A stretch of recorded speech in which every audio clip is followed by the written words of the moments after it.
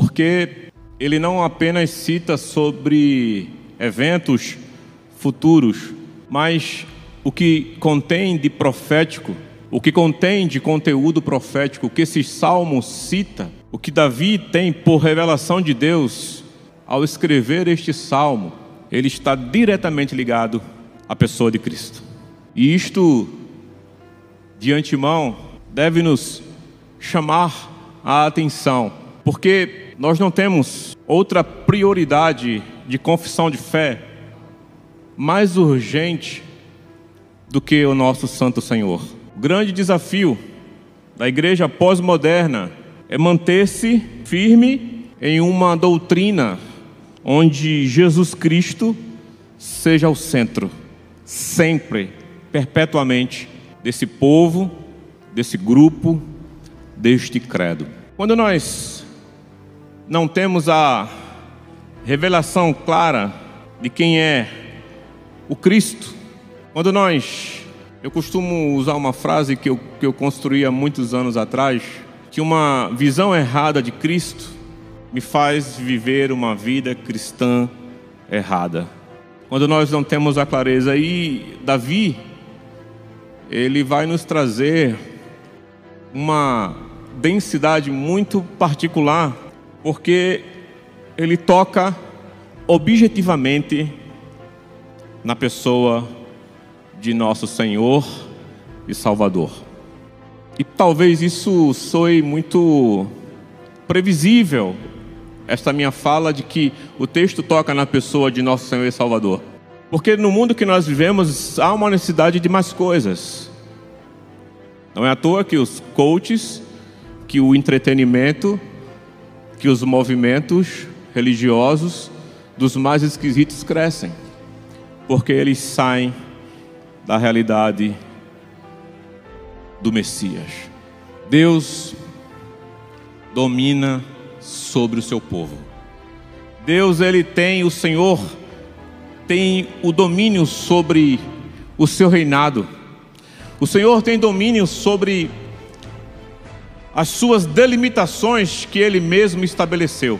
Então nós vemos aqui primeiro Deus governando o seu povo.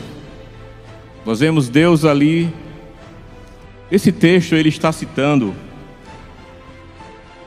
a experiência de você ser rei e sacerdote ao mesmo tempo, coisa que não era comum dentro do seu ofício. Então aqui vai suscitando a história de um rei, aquele que estava ali para reinar, para trazer o governo, e o sacerdote para poder interceder. A função do sacerdote era interceder pelo povo, era entrar uma vez por ano como um sumo sacerdote para interceder pelos pecados, fazendo a expiação uma vez por ano pelo pecado do povo. Então nós vemos Davi começando a trazer uma ideia dupla neste mesmo texto. Primeiro, que esse texto fala de um rei. E agora esse texto, quando ele fala que jurando que esse texto seguiria com a ordem de Melquisedeque, ele está suscitando a ideia de um sacerdócio. Não segundo a ordem levítica, não segundo a ordem de Arão, mas segundo a ordem de Melquisedeque, que tinha o seu reino de paz, é o rei de Salém, que abençoou a Abraão.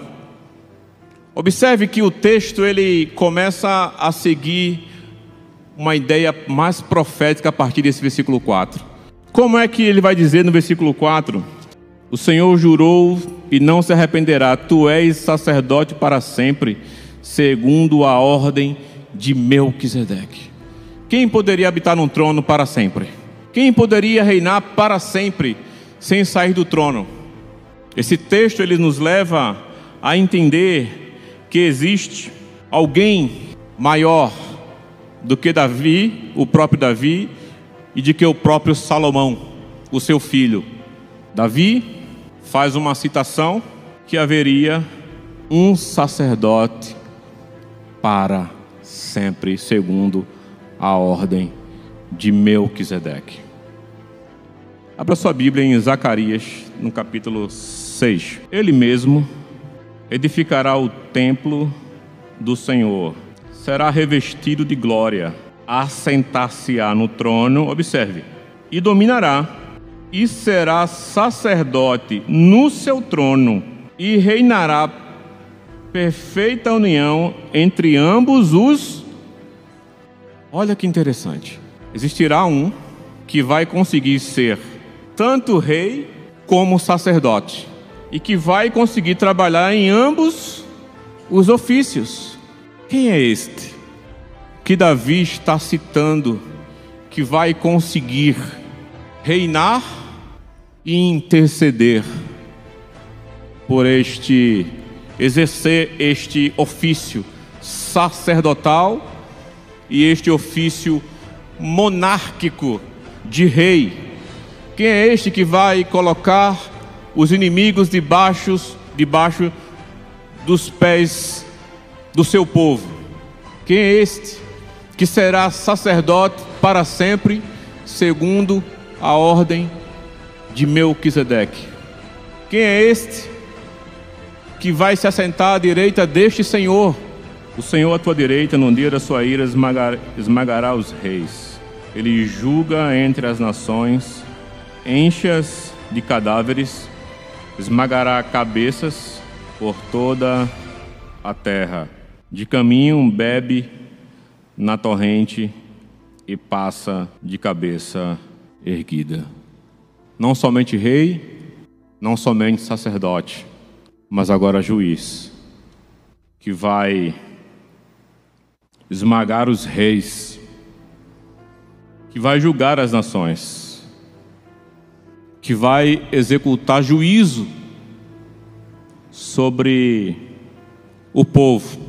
Davi não poderia ser rei, sacerdote e juiz. 22:41. Reunidos os fariseus, interrogou-os Jesus: que pensais vós do Cristo? De quem é filho? Responderam-lhe eles: de Davi. O próprio Jesus faz a própria aplicação do texto. Ele está dizendo que o Espírito que trouxe ao coração de Davi, como ele está dizendo: disse o Senhor ao meu Senhor, assenta-te à minha direita até que eu ponha os teus inimigos debaixo dos meus pés. Se Davi, pois, lhe chama Senhor, como ele é seu filho?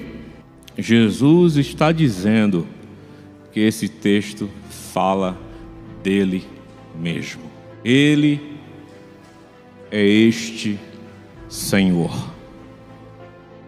e que um dia vai colocar todos os nossos inimigos debaixo dos nossos pés.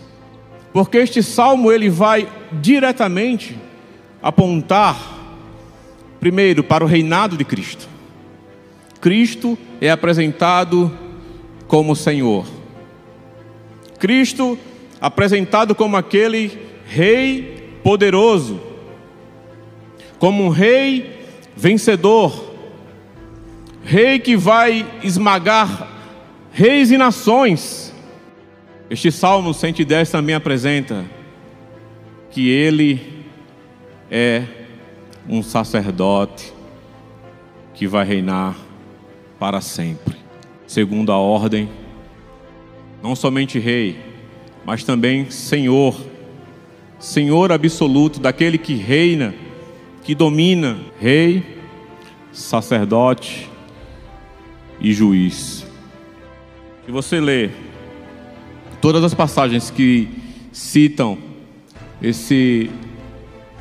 as passagens do Salmo 110, a gente vai ver quão interessante e quão rico é este salmo quando ele aponta para Jesus.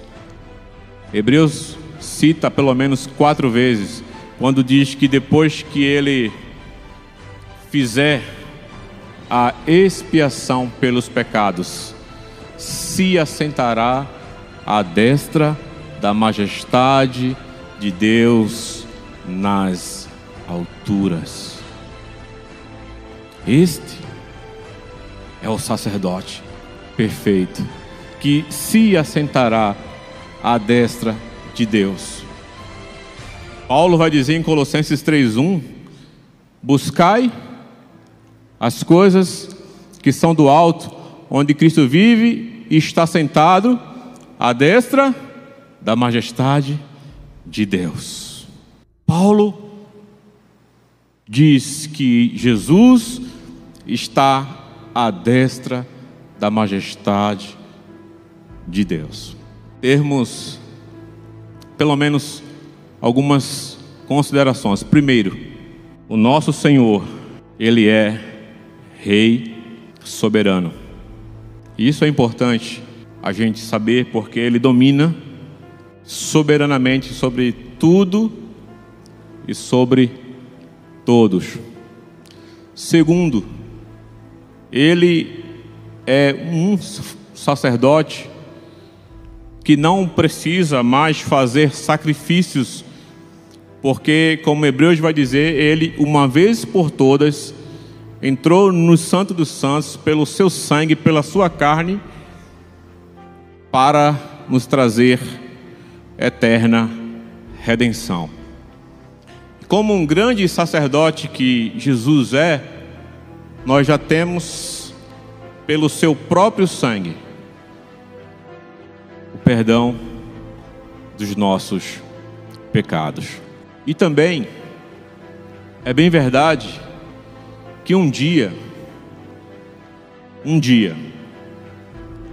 como Romanos 16:20, o apóstolo Paulo diz que em breve o Deus de paz esmagará a Satanás sobre os vossos pés.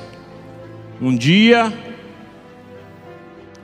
na volta deste rei sacerdote, que tem esse duplo ofício e que é juiz, vai aniquilar perpetuamente anjos, demônios e ímpios, porque ele ficará de cabeça erguida. Uma pessoa de cabeça erguida é porque ela tem dignidade, ela tem autoridade no seu ofício. O Senhor vai aplicar a sua justiça e não tem do que se envergonhar, porque nele não há dolo, nele não há mácula. Ele é perfeito, Ele é reto, o cetro de justiça, de retidão, Ele vai aplicar. O Senhor está reinando. O Senhor se assentou-se à destra da majestade de Deus nas alturas, como diz Hebreus. O Senhor já está assentado. Quando Estevão estava sendo apedrejado, lá em Atos, no capítulo 7, ele teve a visão e ele viu o Senhor de pé à direita de Deus. O Senhor já está à direita do Pai, Cristo. Então nós temos o Senhor como Rei, nós temos o Senhor como um sacerdote em seu exercício, esse seu duplo ofício. E nós já experimentamos o reinado para quem é salvo.